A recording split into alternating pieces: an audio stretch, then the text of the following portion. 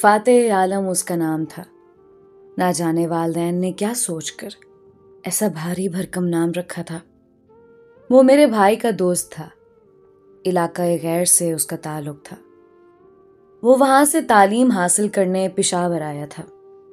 بھائی کے ساتھ وہ FSC کر رہا تھا۔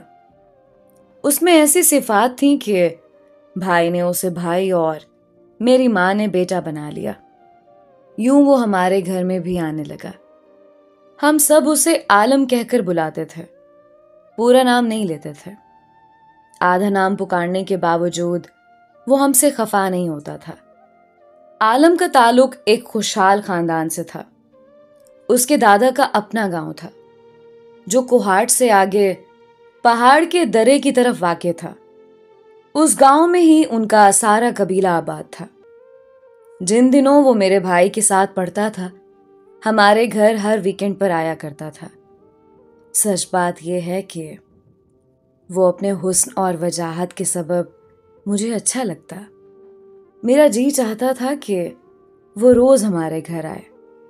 جب وہ آتا تو اسے دیکھ کر میں بہت خوش ہوتی، بات بات پر کھلکھلاتی۔ میری امی نے ایک روز میری خوشی کو بھانپ لیا اور کہا، بیٹی تم ذرا اپنے آپے میں رہو، اور عالم کے آنے پر اس قدر دانت نکالنے کی ضرورت نہیں، کیونکہ وہ ایسے خاندان سے تعلق رکھتا ہے جہاں آپس کی دشمنیاں اور خون خرابے ہوتے ہیں۔ ان لوگوں کے کندھوں پر ہر وقت بندوق رہتی ہے۔ کیا ہم ایسے خاندان میں بیٹی کے رشتے کے متحمل ہو سکتے ہیں جہاں سر کی قیمت بندوق کی ایک گولی سے چکائی جاتی ہے؟ میری سمجھ میں ماں کی باتیں نہیں آئیں۔ میں نے جانا وہ مجھ کو ڈرانے کے لیے ایسی باتیں کر رہی ہے۔ ان دنوں میں میٹرک کی طالبہ تھی اور یہ عمر نصیحتوں کو پلو سے باندھنے کی نہیں ہوتی۔ اس عمر میں تو بس خواب ہی اچھے لگتے ہیں۔ وقت گزرتا رہا اور میں عالم کے سپنے دیکھتی رہی۔ وہ کیا میرے بارے میں سوچتا تھا؟ مجھے اس کا کوئی علم نہ تھا۔ وہ میرے بھائی کی دوستی کے احترام میں ہم لوگوں کی طرف آنکھ اٹھا کر بھی نہیں دیکھتا تھا۔ اتفاق سے میں یا میری بہن سامنے آ جاتی تو وہ سر جھکا کر نظریں نیچی کر لیتا۔ پھر بھی میرا جی چاہتا کہ میں اس کی دلہن بنوں۔ ہمارے گھرانے میں رواج نہیں تھا، لیکن سب خواتین خود کو بڑی سی چادر میں لپیٹ کر رکھتی تھیں اور بہت کم گھر سے نکلتی۔ یہ ایک ناممکن سی بات تھی کہ میں عالم کی دلہن بنتی، مگر خواہشات پر کسی کا بس نہیں چلتا۔ میں بھی اپنی اس خواہش کے آگے بے بس تھی۔ ایک دن سوچا جاننا چاہیے کہ میرے بارے میں اس کی کیا رائے ہے، لیکن مسئلہ یہ تھا کہ اس سے بات کیسے کی جائے۔ بھائی سخت مزاج تو نہیں تھے، لیکن ایسی کھلی چھٹی بھی نہیں تھی کہ میں از خود بیٹھک میں گھس جاتی اور عالم سے باتیں کرنے لگتی۔ تاہم مجھے چین نہیں تھا۔ دل پہلو میں تو تھا، مگر اس کو کسی پل قرار نہ تھا۔ ایک دن سب گھر والے کسی تقریب میں گئے ہوئے تھے۔ میں دادی کے ساتھ گھر پر تھی۔ سردیوں کے دن تھے۔ امی اور بابا جان مجھے دادی کی دیکھ بھال کے لیے گھر پر چھوڑ گئے تھے۔ دوپہر کے وقت بیل بجی۔ میں دروازے پر گئی۔ سامنے عالم کھڑا تھا۔ اس نے بھائی کا پوچھا۔ بے اختیار میرے منہ سے نکلا، جی ہیں، اور دروازہ کھول دیا۔ وہ تیزی سے بیٹھک میں چلا گیا اور بھائی کے آنے کا انتظار کرنے لگا۔ میں کچن میں گئی، جلدی جلدی چائے بنائی اور ٹرے اٹھا کر بیٹھک میں آ گئی۔ یہ پہلی بار تھا کہ میں اس کے سامنے یوں آئی تھی۔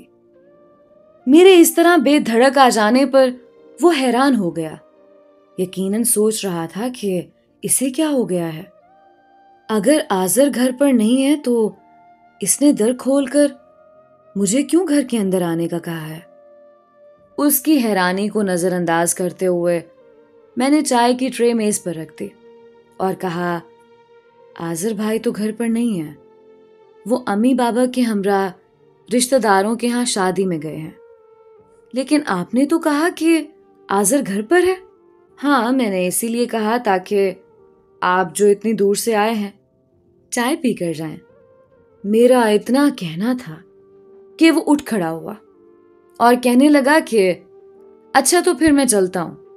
آپ بیٹھیے، چائے تو لیجیے، مجھے آپ سے ایک ضروری بات کہنی ہے۔ یہ کہہ کر میں نے چائے کی پیالی اس کے ہاتھ میں تھما دی۔ وہ مجبور صوفے پر ٹک گیا اور چائے کے چھوٹے چھوٹے گھونٹ پینے لگا۔ آپ کا میرے بارے میں کیا خیال ہے؟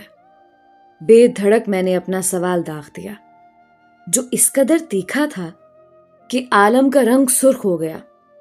اس نے پہلی بار نظر بھر کر میری جانب دیکھا اور اس سے پہلے کہ وہ کچھ کہتا میں نے عجلت میں تیر چلا دیا۔ میں آپ کو پسند کرتی ہوں اور آپ سے شادی کرنا چاہتی ہوں، کیا ایسا ممکن ہے؟ اس کی آنکھیں میری دیدہ دلیری پر پھٹی کی پھٹی رہ گئیں۔ یہ آپ کیا کہہ رہی ہیں؟ وہ روحانسا ہو کر بولا۔ کیا آپ کو خبر ہے کہ کتنی بڑی بات آپ نے کہہ دی ہے؟ بات بڑی چھوٹی نہیں ہے، یہ ایک سیدھی سی بات ہے۔ شادی کے لیے پوچھنا کیا کوئی بری بات ہے؟ کوئی جرم ہے؟ کیا میں نے چوری یا ڈکیتی کی بات کی ہے؟ وہ میرے تابڑ توڑ جملوں سے گھبرا گیا۔ ابھی تک وہ ماتھے سے پسینہ پہنچ رہا تھا۔ پھر اس نے کامل سنجیدگی سے جواب دیا، دیکھو بہار بی بی، بات یہ ہے کہ تم میرے دوست کی بہن ہو، میرے لیے قابل احترام ہو۔ تمہارے علاوہ کوئی اور لڑکی اگر مجھ سے اس قسم کی باتیں کرتی تو میں اسے سیدھے منہ جواب ہی نہ دیتا، لیکن میں تمہارا دل توڑنا نہیں چاہتا۔ اب سنو کہ میری مجبوری کیا ہے۔ میری مجبوری یہ ہے کہ میرا تعلق ایسے قبیلے سے ہے جہاں دشمنیاں نسل در نسل چلتی ہیں۔ ہم ہر وقت بندوق کی نالی کے سامنے رہتے ہیں۔ ایسے میں تم کو مجھ سے شادی کر کے سوائے پریشانی کے کیا ملے گا؟ مجھے اس کی یہ طویل عذر محسوس ہوئی۔ آپ سیدھی طرح بات کیوں نہیں کرتے؟ مجھے سیدھی بات کہنی اور سننی پسند ہے۔ شادی نہیں کرنی تو نہ کیجیے، کہہ دیجیے کہ نہیں کر سکتا، تو سیدھی بات ہے کہ ہاں تم سے شادی نہیں کر سکتا۔ ہمارے قبیلے میں لڑکے ہوں یا لڑکیاں باہر شادی نہیں کر سکتے۔ جب اس نے ایسا ٹکا سا جواب دیا تو میں اور بھی دکھی ہو گئی۔ اس کے سامنے سے چائے کی ٹرے اٹھا لی اور سر جھکا کر کچن میں آ بیٹھے۔ آنسو خود بخود میری آنکھوں سے گرنے لگے، جن کو پہنچنے والا وہاں کوئی نہ تھا۔ اسی لمحے دروازہ بند ہونے کی آواز سنائی دی۔ عالم گھر سے چلا گیا تھا۔ اس بالمشافہ گفتگو کا ایک فائدہ یہ ہوا کہ اس کے بعد میں نے عالم کے سپنے دیکھنے چھوڑ دیے اور پڑھائی میں دل لگا لیا۔